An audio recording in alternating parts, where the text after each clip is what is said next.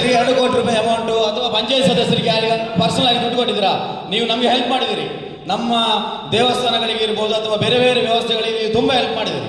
ನಾವು ಯಾವುದಕ್ಕೂ ಅದನ್ನು ನಿಮ್ಮನ್ನು ಅದನ್ನು ಹೊಗಳೋದು ಬಿಟ್ಟು ಬೈಯುವುದಿಲ್ಲ. ಆದರೆ ನೀವು ಇಲ್ಲಿ ಬಂದು ಧರ್ಮಾರ್ಥವಾಗಿ ಶಿಕ್ಷಣ ಕೊಡುವುದಲ್ಲ. ಧರ್ಮಾರ್ಥವಾಗಿ ಶಿಕ್ಷಣ ಕೊಡ್ತೇವೆ. ನಮಗೆ ಬಂದಿದೆ ಮೊನ್ನೆ 2 ಕೋಟಿ ನಾವು ತಗೊಂಡಿದ್ದೇವೆ ಅಂತೇಳಿ ನಮಗೆ ಹೇಳ್ತಾ ಇದ್ದಾರೆ. ಇದರ ಬಗ್ಗೆ ನಾವು ಯಾರ ಪ್ರಶ್ನೆ ಮಾಡಬೇಕು? ಆಡಳಿತ ವರ್ಗದವರು ಎಲ್ಲ ಗೊತ್ತಿಲ್ಲದಾಗೆ ನೀವು ನಾಟಕ ಮಾಡೋದಿಲ್ಲ. ನೀವೆಲ್ಲರೂ ನಾಟಕ ಮಾಡೋದು. ನಾನು ಹೇಳ್ತೇನೆ, ಆಡಳಿತ ವರ್ಗದವರು ನೀವು ನಾಟಕ ಮಾಡೋದು ಯಾಕೆ ಅಂತ ಹೇಳಿದ್ರೆ, ನಿಮಗೆ ಒಂದು ಬಿಲ್ಡಿಂಗ್ ಆಗುವಾಗ ಹೋಗಿ ನಿಲ್ಲಿಸ್ಲಿಕ್ಕೆ ಆಗುದಿಲ್ಲ ಅಂತ ಯಾರು ಹೇಳಿದ್ರು? ನಾವು ಬರ್ತೀವಿ, ಪಂಚಾಯತ್ ಮೆಂಬರ್ಗಳಿಗೆ ಹೇಳಿ ನಾವು ಬಂದ ಆ ಬಿಲ್ಡಿಂಗ್ ಆಗುವ ನಾವು ನಿಲ್ಲಿಸ್ತೇವೆ. ಯಾಕೆ ಆಗುದಿಲ್ಲ ನಿಲ್ಲಿಸ್ಲಿಕ್ಕೆ? ನೀವು ಪಿ ಡಿ ಒ ಅವರು, ನೀವು ಪಿ ಡಿ ಒ ಅವರು ಇರುವಾಗ ನಿಮಗೆ ಆ ಬಿಲ್ಡಿಂಗ್ ಆಗೋ. ನಾನು ನೇರ ಹೇಳ್ತೇನೆ, ನಮ್ಮ ಒಂದು ಮನೆ ಕಟ್ಟುವಾಗ ಪಕ್ಕದ ಮನೆ ಅಬ್ಜೆಕ್ಷನ್ ಹಾಕಿದ್ರೆ ಹೋಗಿ ನಾವು ನಿಲ್ಲಿಸಲಿಲ್ವಾ? ಒಂದು ಕಾಂಪೌಂಡ್ ಕಟ್ಟುವಾಗ ಹೋಗಿ ನಾವು ನಿಲ್ಲಿಸಲಿಲ್ವಾ? ಇದೇ JK ಅವ್ರದ್ದು ಬಿಲ್ಡಿಂಗ್ ಆಗುವಾಗ ಗುರಾಯಣಕೆರೆಯಲ್ಲಿ ಅಷ್ಟು ದೊಡ್ಡ ಬಿಲ್ಡಿಂಗ್ ಆಗುವವರೆಗೆ ನಾವು ಸುಮ್ಮನೆ ಕೂತು ಮತ್ತೆ ಹೋಗಿ ಅಲ್ಲಿ ಸಮಸ್ಯೆ ಕ್ರಿಯೇಟ್ ಮಾಡಿ ಅವರಿಗೆ ಆ ಬಿಲ್ಡಿಂಗ್ ಅನ್ನು ನಿಲ್ಲಿಸ್ಲಿಕ್ಕೆ ಹೋಗೋದಕ್ಕಿಂತ ಎಕ್ಸೆಲ್ ಸುಮಾತ್ರಿಗೆ ಅಷ್ಟು ಲಾಸ್ ಆಗ್ತದೆ. ಅಷ್ಟು ದೊಡ್ಡ ಬಿಲ್ಡಿಂಗ್ ಆಗ್ತಾ ಉಂಟು. ನೀವು ಈಗ ಕಟ್ಟಬೇಡಿ, ನೀವು ಪರ್ಮಿಷನ್ ಮಾಡ್ಕೊಳ್ಳಿ. ಪರ್ಮಿಷನ್ ಆದ ನಂತರ ನೀವು ಅದನ್ನು ಕಟ್ಟಿ ಅಂತೇಳಿ ನೀವು ಯಾಕೆ ಹೋಗಲಿಲ್ಲ? ನಿಮ್ಗೆ ಹೇಳ್ಬೋದಿತ್ತಲ್ಲ, ಅವರಿಗೆ ಹೇಳ್ಬೋದಿತ್ತು, ತಹಶೀಲ್ದಾರ್ಗೆ ಹೇಳ್ಬೋದಿತ್ತು, ಎಲ್ರಿಗೆ ಹೇಳ್ಬೋದಿತ್ತು.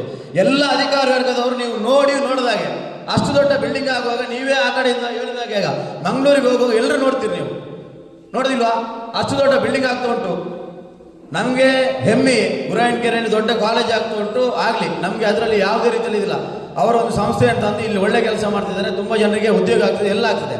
ಹಾಗೆ ಅಂತೇಳಿ ಆದರೆ ಒಂದು ಕಾನೂನು, ಪಂಚಾಯತಿಗೆ ಒಂದು ಕಾನೂನು ಇರ್ತದೆ. ಆ ಪಂಚಾಯತ್ ಕಾನೂನು ಎಲ್ಲರಿಗೂ ಒಂದೇ ರೀತಿಯಲ್ಲಿ ಇರ್ತದೆ. ಅದನ್ನು ಬಿಟ್ಟು ಇಲ್ಲಿ ಬಡವರಿಗೊಂದು ಕಾನೂನು, ದೊಡ್ಡವರಿಗೊಂದು ಕಾನೂನು ಅಂತದನ್ನು ನಮ್ಮನ್ನು ನ್ಯಾಯ ಸಮಿತಿ ಸದಸ್ಯರಾಗಿ ನನ್ನನ್ನು ಪ್ರಶ್ನೆ ಮಾಡುವಾಗ ನಾನು ಆ ಪ್ರಶ್ನೆಯನ್ನು ಇಲ್ಲಿ ಕೇಳಬೇಕಾಗ್ತದೆ. ಅದಕ್ಕೋಸ್ಕರ ನಾನು ಕೇಳಿದ್ದು. ಒಂದು ನಿಮಿಷ ಇರಿ.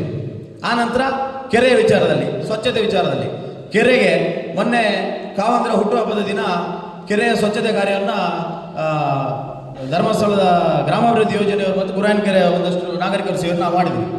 ಅವತ್ತು ಮಾಡಬೇಕಾದ್ರೆ ಎಲ್ಲ ಕೆರೆಯ ಸುತ್ತ ಎಲ್ಲ ಸ್ವಲ್ಪ ಸ್ವಚ್ಛತೆ ಮಾಡಿ ಕಾಲು ತೊಳಿಲಿಕ್ಕೆ ಅಂತೇಳಿ ಕೆಳಗೆ ಇಳಿದ್ರೆ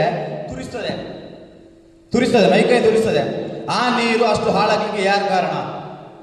ಈಗ ಯಾರು ಕಾರಣ? ಒಂದು, ನಮಗೆ ಆ ಕೆರೆಯ ನೀರನ್ನು ಸ್ವಚ್ಛ ಮಾಡುವಂಥ ವ್ಯವಸ್ಥೆಯನ್ನು ಯಾರು ಅದಕ್ಕೆ ನೀರು ಬಿಟ್ಟಿದ್ದಾರೆ ಅವರೇ ಮಾಡಿಕೊಡ್ಬೇಕು. ಪಂಚಾಯತ್ ಅದಕ್ಕೆ ಖರ್ಚು ಮಾಡಲಿಕ್ಕೆಲ್ಲ ಅವರೇ ಮಾಡಿಕೊಡ್ಬೇಕು. ಮತ್ತೆ ಯಾವುದೇ ಕಾರಣಕ್ಕೂ ಆ ಕೆರೆಗೆ ಇನ್ನು ಮುಂದೆ ನೀರು ಹೋಗುವಂಥ ವ್ಯವಸ್ಥೆ ಆಗಬಾರ್ದು ಅಲ್ಲಿಗೆ. ಇವತ್ತು ನಾವು ಹೇಳಿದ್ದನ್ನು ನೀವು ಕೇಳಿ, ಯಾರು ಅಧಿಕಾರಿಗಳು ಯಾರಿದ್ದೀರಿ ಅದಕ್ಕೆ ಯಾರು ಬರ್ತಾರೆ? ಆರೋಗ್ಯ ಅಧಿಕಾರಿಗಳು ಬರ್ತಾರ? ಯಾರ್ಯಾರು ಬರ್ತಾರೆ? ಎಲ್ಲ ಹೋಗಿ ಕರೆಕ್ಟಾಗಿ ಅಲ್ಲಿ ಒಳಗಿನ ವ್ಯವಸ್ಥೆಯನ್ನೆಲ್ಲ ನೋಡಬೇಕು. ಅಲ್ಲಿದ್ದು STPಯನ್ನು ಕರೆಕ್ಟ್ ಮಾಡಿ ಅಲ್ಲಿ ನೀರನ್ನು ಸ್ವಚ್ಛ ಮಾಡುವಂಥ ಕೆಲಸ ಮಾಡದೆ ಅಲ್ಲಿ ಅಷ್ಟು ವಿದ್ಯಾರ್ಥಿಗಳನ್ನು ಕೂರಿಸಿ ಅಷ್ಟು ವಿದ್ಯಾರ್ಥಿಗಳಿಗೆ ಏನಾದರೂ ಹೆಚ್ಚು ಕಡಿಮೆ ಆದರೆ ಯಾರು